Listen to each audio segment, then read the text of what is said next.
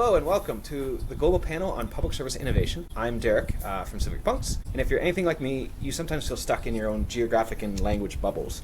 There's so much happening in the world that I don't know about, and I'm sure that you're just as curious as me about what's going on, because it's happening in another country, another language, just outside of our usual spaces. So that's why we have this panel. It's your chance to get a glimpse into what's happening on the ground in other parts of the world. Ideas, experiments, lessons that you might not otherwise know about. So I'm genuinely curious to learn from our panelists today, and honestly honored to be here with them. Each one represents a different continent, and will share one story that captures something that's special happening in public sector innovation, where they live. The goal is simple, to see what's happening on the ground and unpack what it means.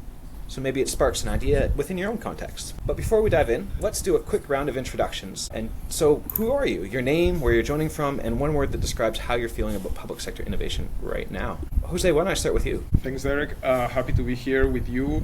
With the panel and of course to all your audience. So my name is Jose, as Derek already mentioned. I am originally Peruvian, and I am the co-lead of FuturoPublico, which is a podcast and a knowledge platform where we discuss about and amplify about public sector innovation, digitalization, and technology-related matters. I am also a policy technologist for various multilateral organizations, specifically at the intersection of AI, digitalization, and social security. Amazing. Thanks for coming here, Jose. And definitely FuturoPublico, if you speak Spanish or are into public sector innovation, check it out. We'll definitely provide links for that. Blessing, why don't I go to you next? Great. Hi, everyone. My name is Blessing Ajimoti. I'm actually joining from Abuja, Nigeria. I am a digital transformation professional, and I work with governments, especially those in developing countries around the world,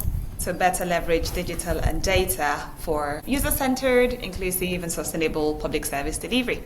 And sometimes I also work with the global institutions that support this government to help them think about how to support the government. Pleasure to be here. Thanks so much for joining us. Brian, I'll come to you next. Hello, everyone. My name is Brian Whittaker. I'm the executive director of a nonprofit called Humans of Public Service. We're based in the United States, and we share the story of public servants across federal, state, and local government. I'm a former chief innovation officer, but also have some roots in digital transformation and civic tech here in the States. Happy to be with you all, and thanks for hosting, Derek. Brilliant. Thanks for joining us, Brian. And Luke. Hi, everybody. Thanks so much for having me, Derek, and good to be here with everyone. I'm Luke Cavanaugh. I'm dialing in from Kiev at the moment, where I'm advisor to the Ukrainian government on a number of things, including digital transformation. I'm also the founder of Interweave, which is a platform for covering digital government through a weekly newsletter. And we're also the hosts of a summit for different governments around digital government called GovMesh. Good to be here. Thanks so much, Luke. Ying, why don't you introduce yourself? Okay. All right. Hi, everyone. My name is Ying. I'm a journalist with GovInsider, which is a Singapore-based online publication that covers public sector innovation and digital governments. And I'm very happy to be here. Amazing. I'm going to go right back to you. So we're going to start the journey in Asia. So Ying, you've been following some fascinating developments there. What's the one story that you really want to share with the rest of us? Thanks, Derek. I want to talk about GovTech agencies being a catalyst for unlocking service design mindset in the rest of the government. So we do see a cultural shift in Asian governments adopting private sector methodologies like service design, user experience UX, and Agile that is moving out of IT and to core public policy making. So the GovTech agency is a Trojan horse that's pushing the rest of the government to become more adaptive and crucially and ironically citizen-centric as well. So what is happening? So the new culture of working is driven by GovTech agencies establishing two strategic practices across the government. So the first of which is service design UX, which forces a perspective change. So for agencies and ministries, they stop asking, how can our ministry or our agency deliver this? And they start asking, what is the citizen's journey like to complete this task or to obtain a particular service? And we're looking at a policy level challenge, which is why you see governments like Singapore and even the Sydney city in Australia actively designing not only digital services, but also physical services that are around the citizen's journey and touch points. And this has incredibly helped to unlock their citizen adoption. Because what are policies and services if they don't work for the intended audience, right? Increasingly, we are also seeing the involvement of UX designers and product managers in non-IT government agencies and teams as well. But what has been consistent is that I think digital has been a means to facilitate collaboration between different stakeholders, putting citizens at the center of it. And for the second point, I think it's really about agile delivery. So this is the antidote to what we call the rigid waterfall approach. And I think this dichotomy between waterfall and agile approach is best explained in Jennifer Palka's book, Recoding America. So I think in essence, agile means rapid testing, learning, and iterating in sprints. So we do see government teams, to prevent themselves from being bogged down by bureaucracy and red tape, they are applying an agile squad model to allow staff to really focus on core competencies. So what we mean is that this is about designing concepts, experimenting, and developing products that citizens actually need. And why it matters? Because I think it changes the definition of success for governments. It forces a focus on outcomes rather than just outputs. Because Agile allows policies to be tested in small, low-cost sprints, helping agencies to eliminate flaws before they commit to massive budgets. And crucially, I think this approach also helps to build legitimacy and citizen trust in the government. So we do know that simple, reliable services are the most tangible way that a government can demonstrate competence and respect the citizens' time. And I think lastly, in terms of implications for the civil servants, I think policy is now an iterative product. So what does this mean? I think you need sort of T-shaped skills, so deep domain expertise, regardless of whichever government department you are from, combined with horizontal skills in design thinking, user research, agile facilitation, and collaboration. So I think for the civil servant, you may not need to know how to code, but you need to be able to ask the right user-centric questions and manage an adaptive team. I think that's all for the Asia story. Amazing, Ying. I want to throw it to the rest of the panel here to ask some follow-up questions. And Brian, I'm going to come to you first. She mentioned Jennifer Palka's Recoding America. Obviously, a lot has been inspired by the U.S., and I know you had a question around this. Yeah, Ying, I love this story. Having come up through, I guess, the maturation of civic tech and digital transformation teams within the United States, I'd love to hear this story. One question for you. How are you going about getting this talent into government to foster digital transformation and service design? Right, I think sort of two things. Thanks, Brian, for the question. Sort of two things answer that question. I think first of which is sort of situating digital or GovTech agencies that are under the Prime Minister's office, which allows the operating structure to be a little bit different compared to the rest of the government agencies. And then the second part, I do see a trend, I think both in Singapore, Japan, and even Bhutan, particularly, they would sort of hire from the private sector. And I guess this explains why there is an introduction of private sector methodologies like UX, Agile into the public sector. Blessing, I know you have a question as well, so I'll toss it over to you next. Yes, I've got a question. I'm curious about, for governments to adopt private sector approaches to the delivery of public services, well, I believe these approaches are butting heads with traditional public sector institutions, and I'm just curious about what kinds of changes have had to happen, or how have the institutions had to evolve to actually accommodate these new ways of working that you've been talking about. Thanks, Blessing. So I think first of which is also what I've mentioned to Brian in terms of situating these agencies under the Prime Minister's office. I think the other thing that I'm observing is also this there's this terminology called shift left culture where instead of when we're talking about compliance and procurement processes, instead of developing a product and then waiting until the end to resolve some of these pain points, you would proactively sort of address some of these points before the product is being built, so that it goes on smoothly. So I think there's this methodology called shift left that is being increasingly adopted in many of the agile teams that are across the government. Thanks so much, Ying. All right, let's keep our global journey going. Blessing, I think we're going to Africa next. What is happening in Africa? Yes, and I'm going to be talking about a story we're probably familiar with. One of the things I want to talk about is how this country has gone from starting small to then scaling to the extent that it has now. And my story is about Kenya, actually, a country that has quietly become one of Africa's digital government success stories. Again, like I said earlier, it's something that we're familiar with, but I was just looking recently at the volume of services that Kenya is providing lately digitally to its citizens via its e-citizen platform, and thought it would be good to draw some lessons here for other governments around the world. So essentially, what's happening and what's e-citizen? So eCitizen is a unified digital portal or front door that was introduced by the Kenyan government in 2014, and it has transformed dramatically how people interact with government services. When it started, there were only a few services online, but fast forward to today, more than 22,000 services from government are actually now available on this eCitizen across the country. Citizens are applying for passports, they're registering businesses, they're paying taxes, etc., all in one place, regardless of where they are in the world. Well, these shifts did not happen by accident. It has taken the country years of actually starting small and then gradually growing. This eCitizen portal, like applying feedback that they learned from different iterations of the portal. And one thing that they also did is that they adopted a cloud-first policy to make sure that the platform is actually secure, also scalable so that it can handle growing user demand and the growing volume of services and transactions without crashing.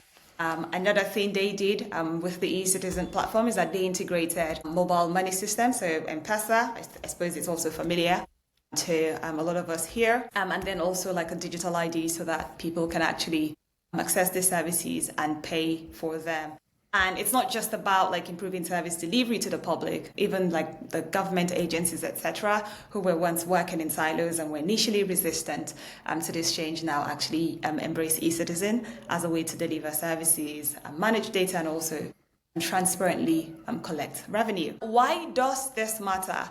Well, it's reshaping how citizens experience government. So before, it would have taken days to maybe have gotten a simple document from government, or even weeks sometimes. Sometimes that meant like going a lot of times to these offices to actually these services. But today, like these processes take minutes, and citizens can even track like how applications are going, like what they know upfront, what's required, and can also pay for the services. So that's for the citizens. But then when it comes to the government, it means that they're experiencing more efficiency and less leakage. And so it's helping the government to make better use of its resources, as government staff can now pay attention to improving the services and like higher value work rather than like menial processes. And even the data that they are drawing from how people are interacting with these services are also informing how they inform policy making and also the iterations of the services. One thing again is that it is rebuilding trust, or it has rebuilt trust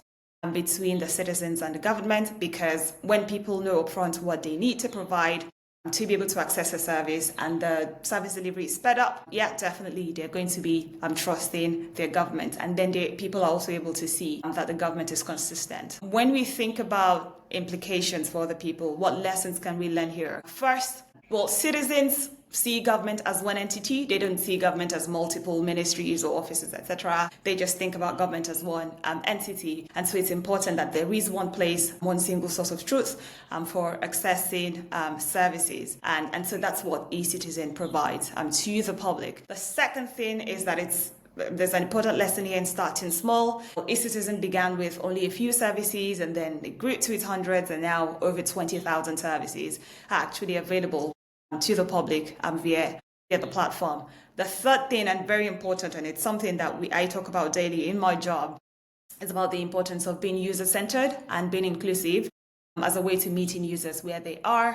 For example, while in some countries, I'm not going to mention one now, whenever they adopt maybe technology to deliver services, they force everybody to use that. But what Kenya has been able to do is set up physical centers for assisted services for those who can't access the services by themselves.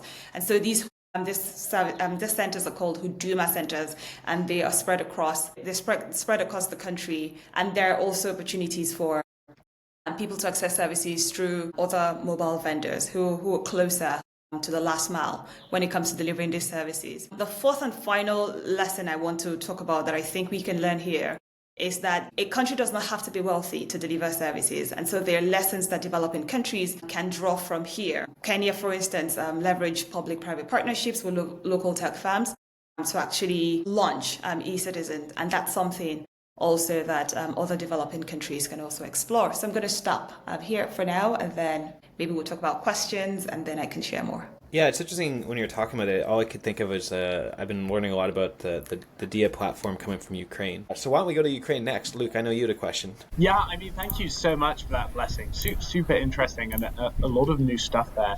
You talked about the complexity of government and drawn in all these different things together. And I guess one of the other forms of complexity is how to maintain momentum over a very long time period, as you've just described. So what have been the sort of tricks that Kenya has employed along the way to sort of sustain momentum and make sure this continually grows to all those services rather than falling off a sort of few years in? Yeah, and thanks, Luke. So, well, one thing, and it's very important, is that there is the political will and accountability is something that's very clear. So that's something that the government and successive governments actually in Kenya have been able to leverage to actually get these services to continue to be continuously sustained and to be continuously scaled. And so like this backing from senior government officials is a great way to signal to the rest of government and also to the rest of the public that this is here to stay. So political will, super important in this case. Another thing is around institutional strengthening and central coordination. So a lot of the work, the digital transformation efforts that has been done in Kenya is actually under the Ministry of ICT and the e-Citizen Directorate working closely with the ICT Authority. I was in Kenya with some government stakeholders last year, and it was just amazing to see how the different MDAs across Kenya are actually collaborating and working hand in hand to make sure that everyone is doing their own bit to make these services on the portal to work.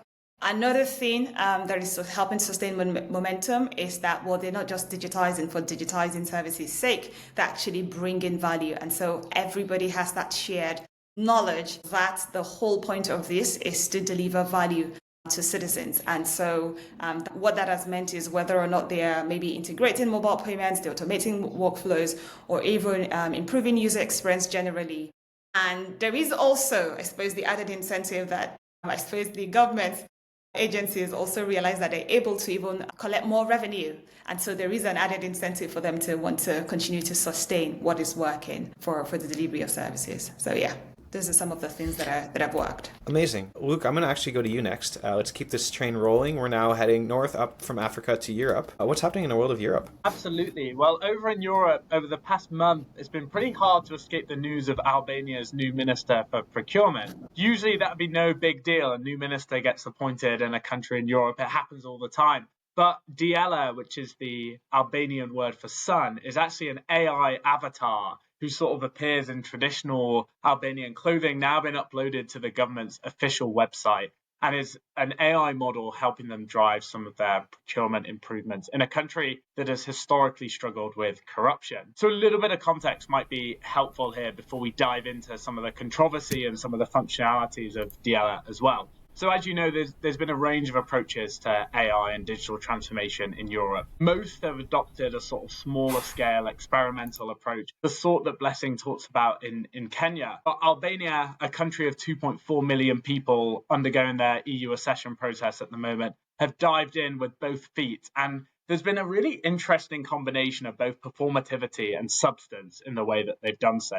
So it's not the first time they've made headlines over AI this year. Earlier in May, 47 different heads of state from European countries visited Tirana for the European Political Community gathering. And they were greeted, each head of state, with an AI-generated baby version of themselves, welcoming them to Albania in their own language. And you know, the videos are well worth watching of a whole variety of responses from the different European leaders. But at the same time, there is something very interesting going on in the country. So funding is up 450% over the past 6 years in Albania on digital transformation.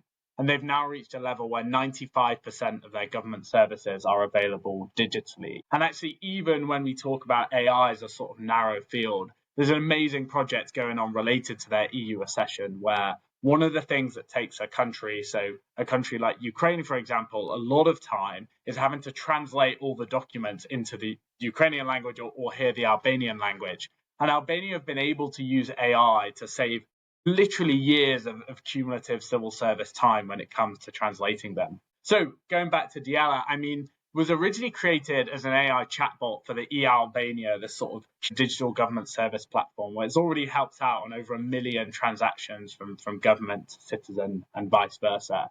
And now it's been employed in this context of procurement. So Albania traditionally struggled with corruption. The EU has told them that in order to complete the accession process, it's something that they've got to work on in procurement. And the model will now be used to monitor at different stages of the journey, for example, in the tender, in verifying documentation, specifying eligibility criteria, that everything is as it should be. The model sounds good in theory, is hugely controversial in practice. It's been labelled a propaganda fantasy by the government opposition, and the government is now being sued for their introduction of Diaz as a minister. And I think people really have a worry here about introducing a model into a system that already struggles with corruption, that it will worsen and cement that problem further. And I think, the big takeaway for everyone on this call who's living outside of Albania is, what are the limits of how we use AI in government and what control does it need to have? So Diaz does work with a human in the loop. There will be a human checking the outputs of the model. But there's also been a separate bid from some data scientists in Tirana to introduce an AI candidate into the mayoral elections there. And that is also going through the courts at the moment to say, do you even have to be a human to run as a mayor? And worth keeping an eye on what's happening in Albania, because it might set a precedent in Europe and beyond in years to come about how we use AI in the public sector. That's fascinating. I've been following that story for quite some time, and it's just so interesting to see it develop. Ying, I know you had a question here, I think around agentic AI, if my memory is right. Thanks for the presentation. So with the rise of agentic AI, which is I think centered around autonomous decision making, do you see a gradual increase of such cases of AI decision makers happening in other countries? And if yes, which are these areas? Yeah, it's a super interesting question. And I'd point people towards the Agentic State paper that was developed by the Global GovTech Center in Berlin earlier this year, which does a really good job of articulating what that might mean in the present, but also in the future. But I think one concern that this could link to, going back to the context of the human in the loop, is I read an Atlantic article, which I'll share with you, Derek, to go to the audience earlier this year, which talks about what happens if you sort of develop these models, particularly in a public sector context, and then just let them run. And the equivalent of sort of space junk, satellites that you just throw up into space and go round and round and round until they crash or fall back down to Earth. And I think this is a real problem, especially when you're using it at a high level of government. And so there are definitely countries experimenting. I know in your part of the world saying Singapore, as ever, are ahead of the game in this, but other countries as well. And it'll be really interesting to see how that develops in Europe too. Jose, I want to go to you next. I know you had a question as well. Yes, before the question, I would like to see, for example, the run of an AI candidate and what it has to respond to the Minister of AI Minister, sorry. But okay, so my question is more regarding the implications of this AI Minister for the EU accession roadmap, specifically in terms of transparency, accountability, decision making, as you mentioned, and how it also interact with this EU, let's call it railroads, right? Like AI Act, GDPR, and so on. Yeah. So I'm somewhat boringly going to stay slightly on the fence here and say it's a little bit too early to tell. I think you're definitely right that is where Albania should be looking. And the EU AI Act makes a number of pretty strict specifications over what it called high risk use cases. So things like using AI in employment services or to distribute benefits and sort of social payments. And I think as well, public procurement is something where potentially AI can absolutely be misused. So again, it's going to be really interesting to see what comes out of these public challenges, and particularly with using AI in procurement models. I think digital has been used really well in procurement solutions. So Ukraine, again, is an example here with Prozoro sales. I'm sure there are many other examples around the world. But for now, that human remains in the loop, and I think we'll have to continue to do so as Albania embarks on its accession process over the next couple of years. Amazing. Thanks, Luke. Jose, I'm going to come back to you. Let's go to South America now. What's going on in South America? Sure. A lot is going on in South America. So I will talk about how innovation and artificial intelligence are transforming social security in Latin America. Just a little bit of context is that, the region, not only South America, but let's spread it out a little bit. The region has, first of all, rapidly growing digital is one of the it's an early adopter region, but that it faces still lots of social gaps. What's remarkable here is that many of these endeavors interplaying innovation and AI solutions from, in this case, Chile, Colombia, Argentina, Uruguay, are being built inside public institutions themselves, which already signals a level of capacity, a level of digital readiness, and for precisely developing AI. In my opinion, this matters because it shows a new kind of state capacity emerging that is not only uptaking AI and also, adapting it, but it shows how technology becomes a tool for inclusion and not just efficiency. Within that frame, I would say AI, as we all know, is no longer just an experimental frontier. It's entering the daily operations of public institutions. Fellow colleagues here, they have already mentioned a lot of examples. These operations are often, at least in the case of South America, are developed in-house rather than imported. In the field of social security specifically, we are seeing these homegrown AI initiatives built by these public teams. For example, Chile, the Mutual de Seguridad, uses machine learning to detect occupational diseases before they occur. In Colombia, there is the case of Colpensiones, which develops Sofia, a virtual assistant that manages millions of citizens' interactions every year. And in Uruguay, the Banco de Provisión Social created this conversational agent that guides unemployed workers through benefit processes what can I say? These examples show that innovation, at least in AI, is not only theoretical, but it is applied. And once again, the region shows that when innovation focuses on solving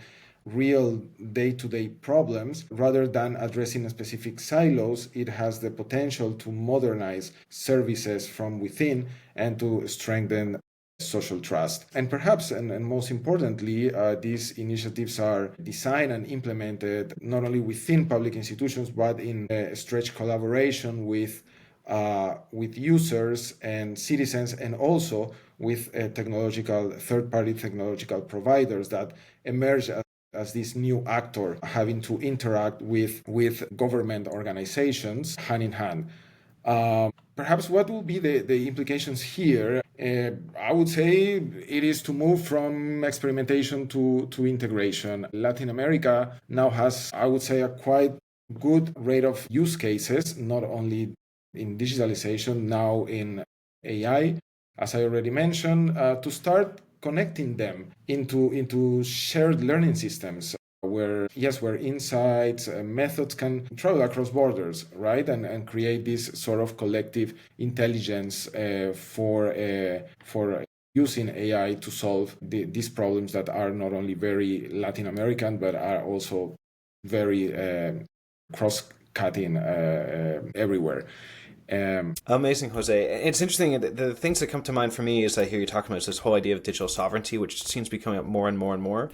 And the resulting focus of lots of countries really investing in their local capacity around this, particularly around AI. I feel like every single country is trying to build up its own capacity. Luke, I think that's a good toss over to you. I know you had a question in this area. Yeah, absolutely. I mean, thank you so much, Jose. I mean, one thing that comes to mind to me is thinking about how we export some of these solutions to the rest of the world. I'd be interested to hear from you what solutions either exist right now or maybe don't, but you wish they existed, to export some of these solutions, either multilaterally through the UN and programs that they have, or bilaterally through exchanges with other countries? Well, that's an interesting question, Luke, because first of all, there are many platforms where these solutions or these can be shared. The main problem I would say ahead of that is that Latin America has little presence in these, let's say, technology debate outlets, right? I mean, at least within UN,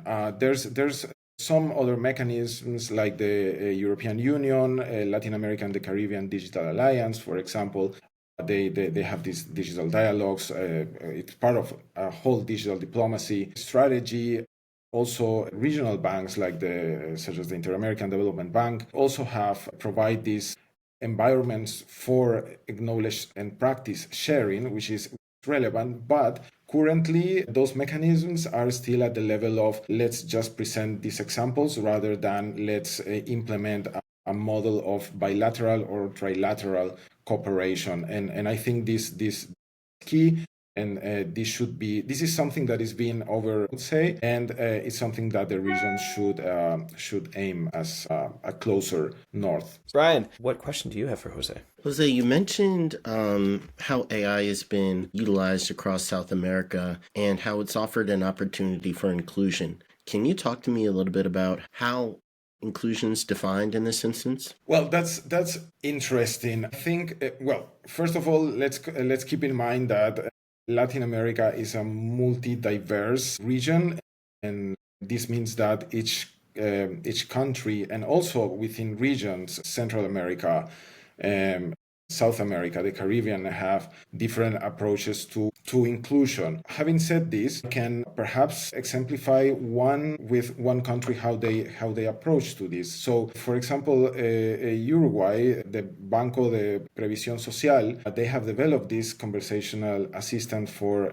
employment service. They briefly, the technicality, they combine this rule-based dialogue with machine learning classifiers for intent recognition.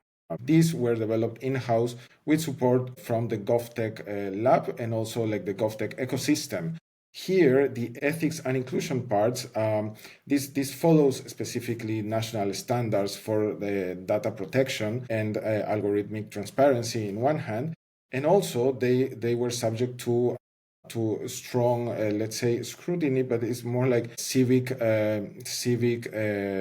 involvement, both online and offline, and use simplified mechanisms of consultation to ensure that precisely inclusion is ensured.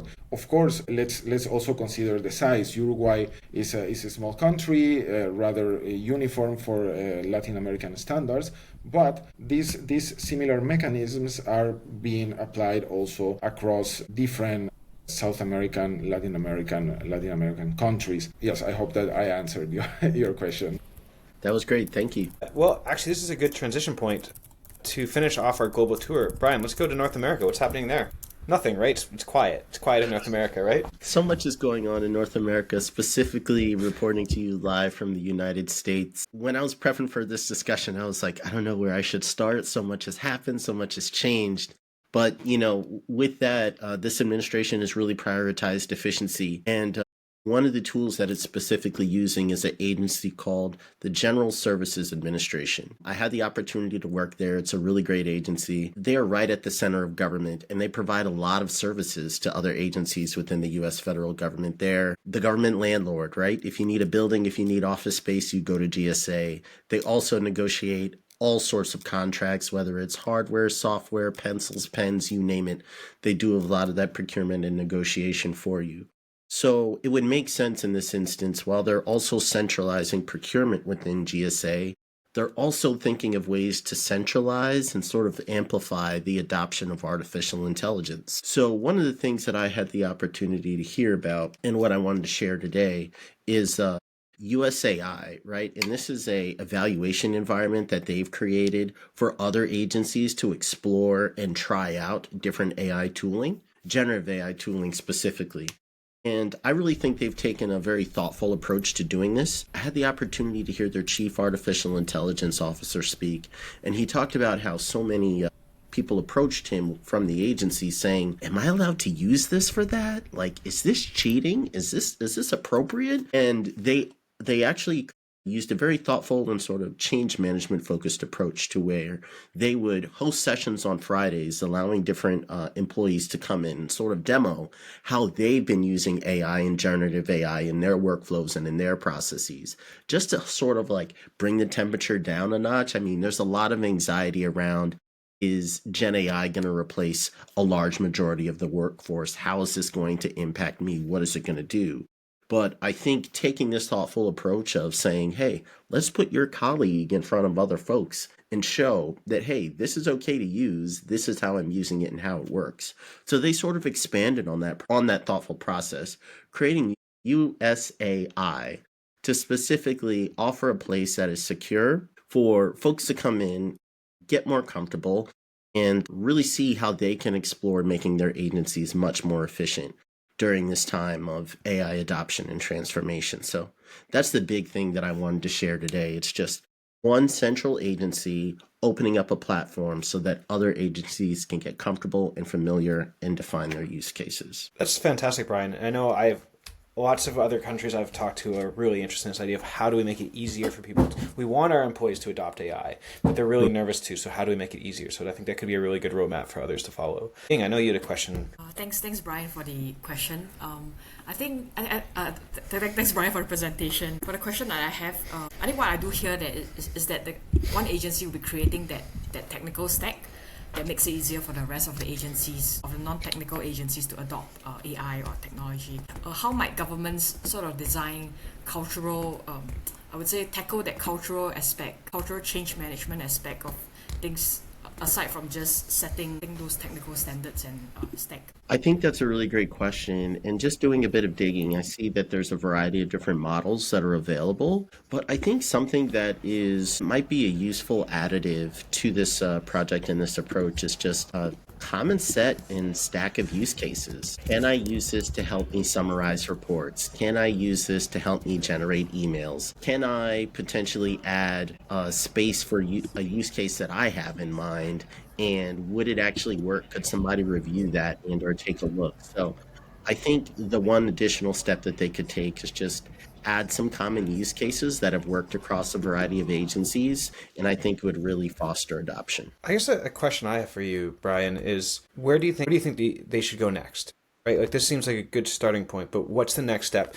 Because there's the level of anxiety that a lot of public servants I talk to have around AI is quite high. While at the same time, they're terrified of losing their jobs. So what do you think more could be done? Like, what's the next step in this process?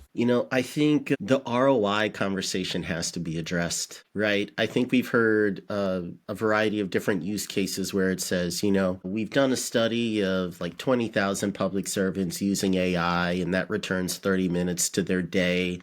And then if you add that all up, that's a variety of hours added back to the mission, right? But I think we need to ultimately have the conversation around what are people doing with those 30 minutes? How much more were we actually able to achieve? How did value to the resident, the citizen, or the constituent really get enhanced or get increased by the use of this AI? So I think we need to start digging a little bit deeper, having a conversation around value and who that value recipient is and what it truly looks like in a AI-enhanced world of government. Well, amazing. I think that's probably a good way to sort of end our discussion here. 5 different perspectives from around the world. Each of you had different stories you shared, which is quite exciting. The thing that really jumped out at me was really some of the common themes. I have been rapidly writing stuff on sticky notes of common themes, and I'm going to come to each of you and ask you in 30 seconds or less what your key themes are.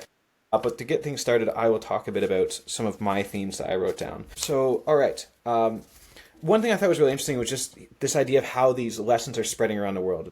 And you talked about how, being inspired by stuff that's happening, for example, in the States. And I know stuff that's in Europe, based here in the UK, we're learning a lot from Singapore. So you can just see these really brilliant ideas spreading and sort of cascading across the world. But the other thing that was really interesting was also seeing how the diversity of context also has shaped how people are adopting things. So Luke, I'm just thinking of the story that you told about the AI minister, and it made me realize that different countries have different risk tolerances when it comes to AI, and some are going further than others, and that creates an opportunity for real lessons to be learned from these different contexts, which I thought was really interesting to see. The whole context of digital sovereignty and building local capacity, maybe that's coming out just because I'm hearing it everywhere as well. It seems to be something that particularly in Africa and Asia comes up a lot, so to hear about it happening in South America as well is quite interesting. So that's something that really jumped out at me. Also, like where things are located was something that was interesting. Like where are these different projects located, and the idea of the importance of having things located near where power sits, whether it's in the Prime Minister's office or the GSA in the United States. These are places that allow for distribution across the whole entire system, but it works because it's a central department, and that positioning, I think, is really important. So those are some of my key takeaways. Why don't I go in order that we went in? So, Ying, I'm going to come to you first, and I'll just geographically follow the line we did before. Yes, key takeaways in 30 seconds or less. Okay, all right. So I do hear that it's not necessarily about adopting the fanciest tech. You don't have to be the richest country in the world to be able to roll an effective digital government. And I think all the stories sort of center around looking at the user's needs, whether it's the civil servant's needs or the citizen's needs. And because public policy making tends to be very top-down, where I think we do see a gap when it comes to policy implementation. And with digital government, it's breaking down these walls, and it's been so enriching to be able to sort of learn across regions, to be able to break down walls even across borders as well. So I think the last thing is really sort of we see different shades of the same practices adopted by GovTech, whether it's German Digital Service, Singapore's GovTech, or even South Africa's Digital Services Unit. Yeah, absolutely. Very excited to see what's coming out of South Africa these days. Blessing. Yeah, interesting conversation.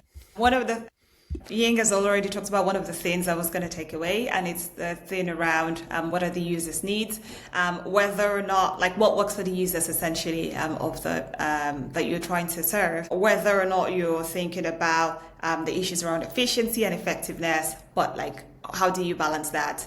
Especially when Brian was speaking, and then whether or not you're thinking about it from the context of adopting AI for social security, etc. But what really works for the users. But I would say generally, with a lot of digital transformation work across government, and with some of the new things we've talked about today, well, you still need to start small. You still need to start from somewhere and then see what works. Okay, what institutional frameworks do you need to change or that need to evolve to make these things work? What does that mean for the public? What does that mean for regulations, etc.?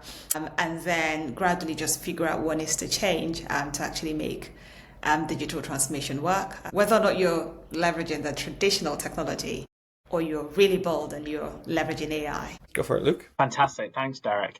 I mean, one of the things that I found so interesting today is the different countries that we've actually anchored on in terms of the case studies we've talked about. So Bhutan, Kenya, Latin America, Albania.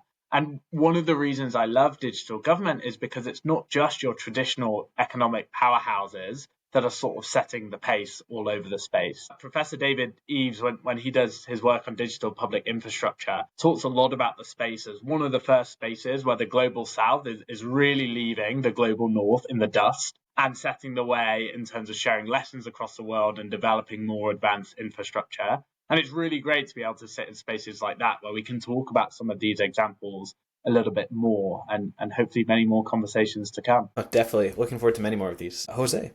Sure. I was thinking on three things. Hearing from everyone's cases. The first will be that to me, AI and public innovation, they are complementary forces. They should not be thought as isolated domains, right? Innovation provides the institutional framework, agile teams, cross-disciplinary labs, experimentation spaces, etc. And AI brings this analytical capacity and also operational depth, right? So I think there's room there for something more powerful. Second is that in Africa, Asia, I said it in Spanish, are areas of high diversity in general, and I think here the topics of digital sovereignty are key and are necessary to be developed further.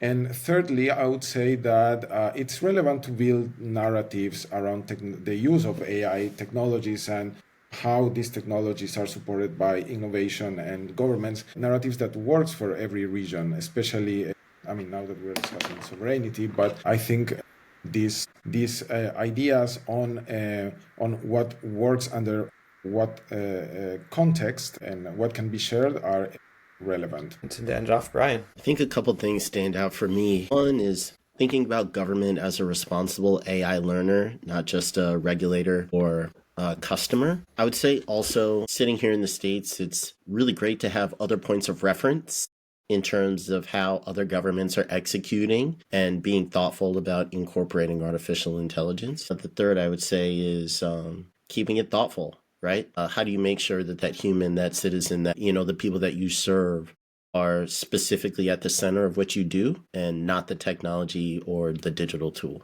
So, Ryan, one of the things you were saying that jumped out at me was how central AI has been for what we've been talking about today. So of the 5 cases that were shared, 4 were AI focused explicitly. And part of that is, I think, just how impactful AI is being currently on public services all over the world. But I think there's also sort of this pushback that I'm seeing and hearing lots of places where people are just like burnt out on AI. And it's like, okay, but what about the humans and the human factors? And one of the things that we were talking about sort of in the prep beforehand was that this article series that's really making the rounds in the UK titled Government Human Services, sort of play on the government digital services. And it's a whole discussion around how do we center the human as AI. Like AI is not going away. It's going to be a big thing. But as AI becomes a bigger thing, how do we make sure that the central focus is human beings? And AI augments that and supports that and enhances that. But humans are at the center in terms of everything we do. And that's something that I'm thinking more and more about. Yeah, quite curious about that. Well, let's wrap it there. So really, I just want to thank all of you for making time. You're all busy getting everybody together on the same call, given the crazy spread of time zones in itself is an accomplishment.